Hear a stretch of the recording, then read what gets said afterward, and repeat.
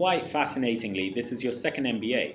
Your first MBA was from quite a well-regarded institute in India, which a lot of people can't even get into, the IIM.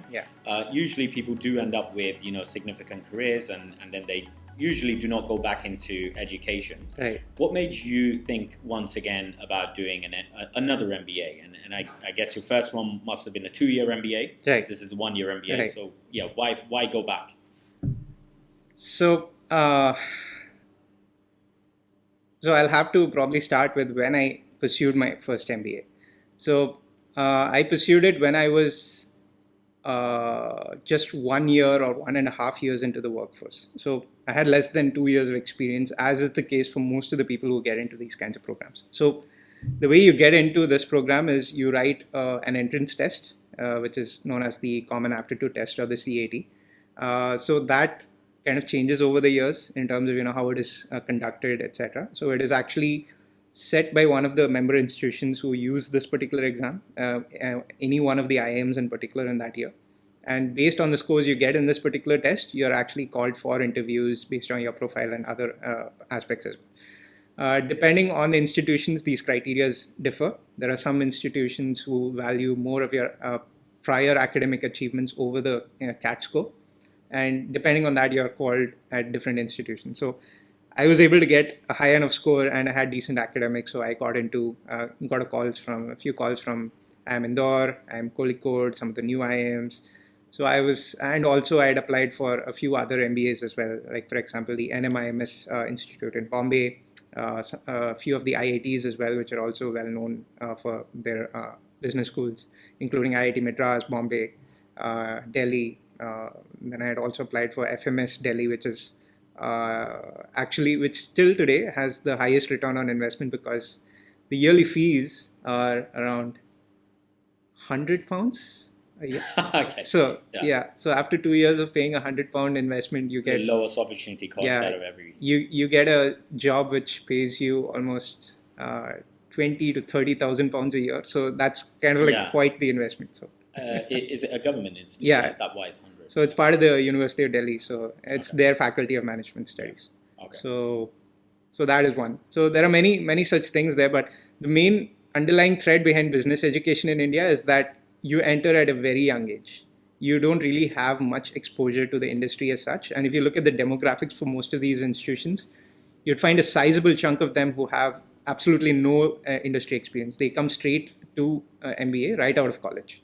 So let's say they've graduated now. Sounds similar to the American MBAs. Might sound unusual in the UK, but This is what American MBAs are like, right? So American MBAs, again, still require you to have around 3 to 4 years of experience. In UK and Europe, the average is around 5 to 6. So that's the difference. So the big factor is that this amount of experience that you have actually translates into a better understanding of some of the more core concepts around the MBA. So if you don't have this experience, you would relate more to the theoretical aspects of the MBA in terms of understanding maybe the supply demand curve and everything else from a very theoretical standpoint, but you never really look at it in practice. You can't really relate to actual work situations where you can leverage this particular impact. So how would knowing about the supply demand curve affect my position in this particular area? Can I relate it to how I can influence people? What is the average amount of value that I can deliver to someone without losing out on them? Those kinds of practical implications are not something that would come to your mind if you don't really work in that situation where you're in a position where you're not able to negotiate with other people because you can't give that sense of value. So this is a very abstract application of economical concepts, but something that would improve improve the value that you get out of your education, which you really won't get unless you have a few years in the industry, which I did not have, as do most other people who pursue an MBA education in India. So if you look at the demographics, around 30% or 35% of the people would have no experience. Another 20 would have 0 to 1 year of experience. Another 10 to 15 would have 1 to 2 years of experience. and the rest would have more than 2 years of experience, up to a point of say around 4 to 5 years of experience. Yeah, but so again, that is very similar to most other master's degrees in general. Maybe not MBAs, but this is my second master's as well. My first master's was an MSc in toxicology, and that was done immediately with zero experience right after my bachelor's, and it was because I couldn't get a job in the industry that I would probably enjoy. So do you think it's a similar case with this IIM MBA?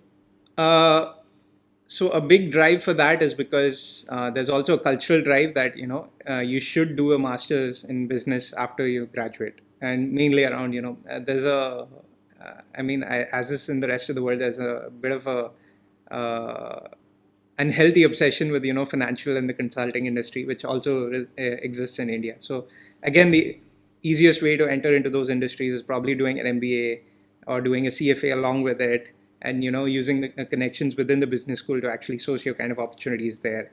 So that was that's one big driver for business education in India. So people generally tend to get into these immediately after they graduate from college, so that they have the best start to their career. Yeah. So they generally get into these kinds of roles post MBA as well, where they're maybe associate manager or those kinds of roles in all the leading industries in finance and consulting. And those who have some relevant experience would try a lateral route and get into managerial positions. So since I had like around 2 years of experience, I was able to get into a manager's position in HCL and then go with that.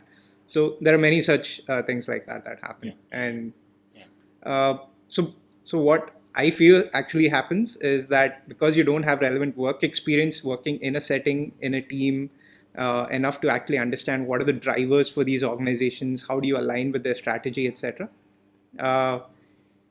You find it difficult to navigate once you get into these managerial positions. It's much more difficult for people who have less experience before they get into the managerial workforce in terms of handling teams, whether they be even one or two people or even like the larger ones. And thrusting people into these kinds of roles just because they have the theoretical aptitude is probably not the most efficient way of doing things.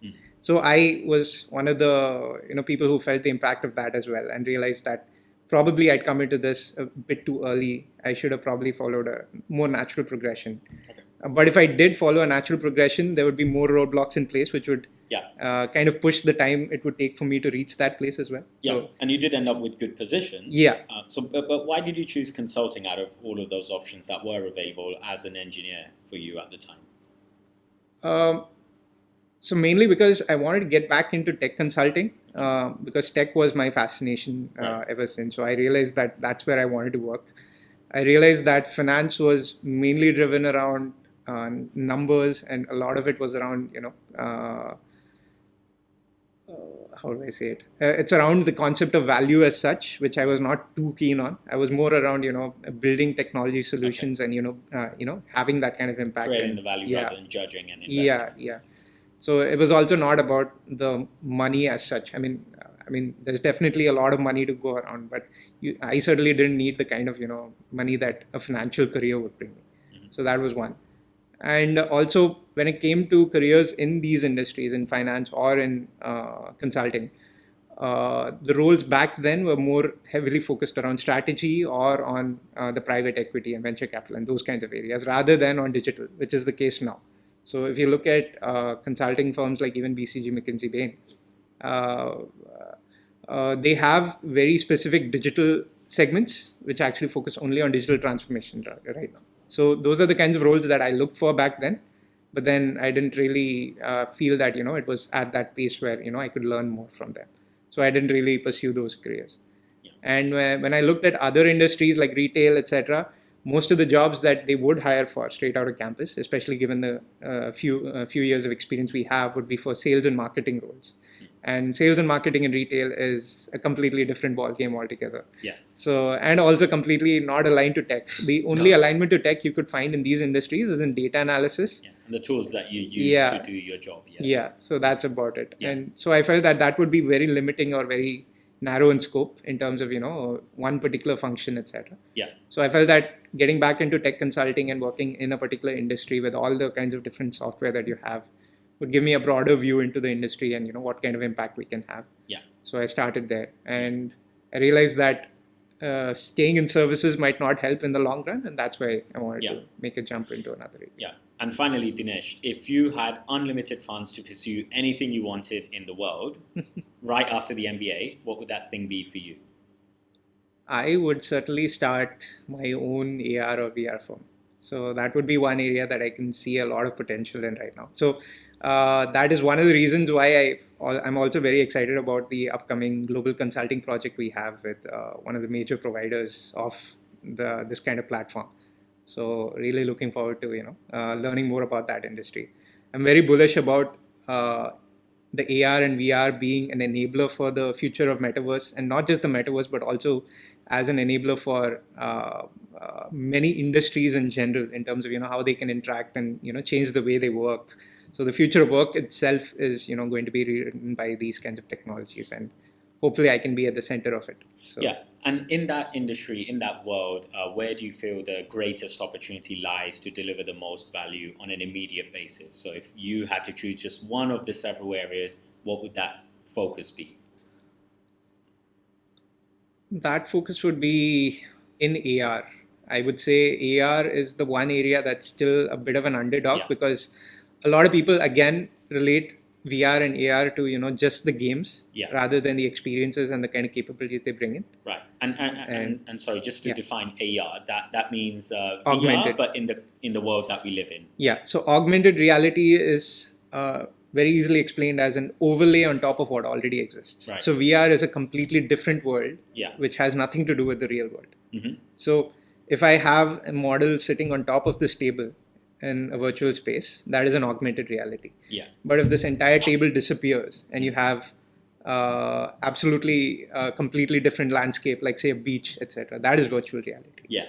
So another example would be if there is a beach right behind this table, which I can see, and at the same time the table is also present. Mm-hmm. So that would be augmented reality. So it's a very fuzzy definition, but the main thing is that there must be elements of the real world involved on which you overlay a different view. Is augmented modifying reality. The world that we live in some ways. And some of the leaders right now are in that space are Niantic, who recently released an augmented reality development kit.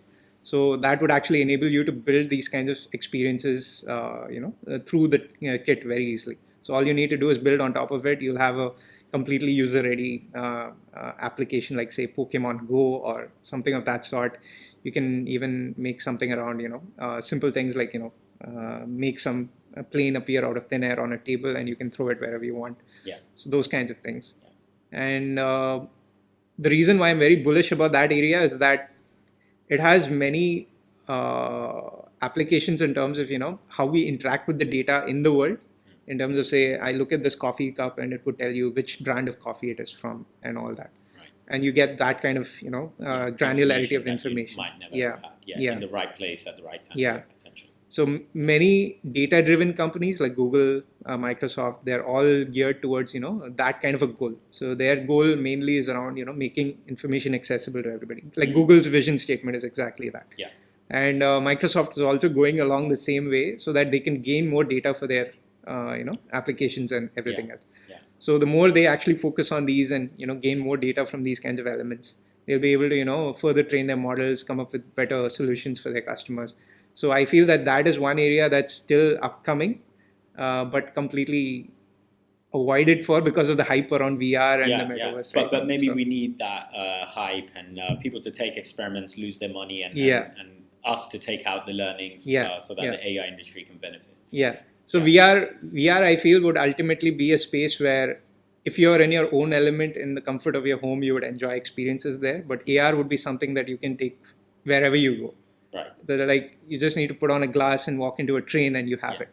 Yeah. So that won't be possible in the VR space. So in terms of, the potential for use, the uptime in which it could exist, the kind of devices that are coming up. So it's very possible that I at least believe that AR will be the long-term winner. So that was a really interesting conversation, Dhinesh. I thank you so much for joining me today. Oh, absolutely. Thank you. Thank you for having me as well. It was a pleasure talking to you.